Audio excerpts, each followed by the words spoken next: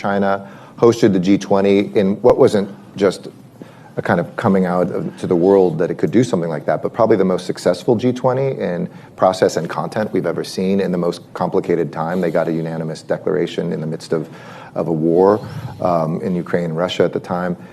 It was a historic year, not a new peak, I would say, in U.S.-India relations, but a new floor. And for a long time, U.S.-India relations, we actually supported India's independence over the Brits. We had great relations. But when we pivoted, ironically, to China in the early 70s, we walked away from India, pushed them towards the Soviet Union. We were close with Pakistan. And I think Indian government didn't feel that the U.S. was a trustworthy partner, and sometimes even worse. That all changed in about 2000. President Clinton and then George W. Bush started negotiating something that India as a nuclear power, it's called the Civil Nuclear Deal, allowed them to not be ostracized anymore because of their nuclear weapons and to come into kind of the full membership of many international organizations. And because the U.S. carried a lot of water on that, it opened up a whole new relationship. And since then, through Democrat-Republican administrations, it's really been on a steady upswing.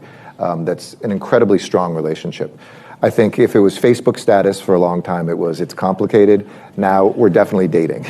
And with that, we're kind of figuring each other's habits out. We might even moved in together a little bit. But they're very clear they don't want to be an ally of anybody. They have always loved being non-aligned. Now it's not so much non-aligned, but they see themselves as an equal. They don't want to see a lesser. They don't need an ally. So in romantic terms, they don't ever want to get married.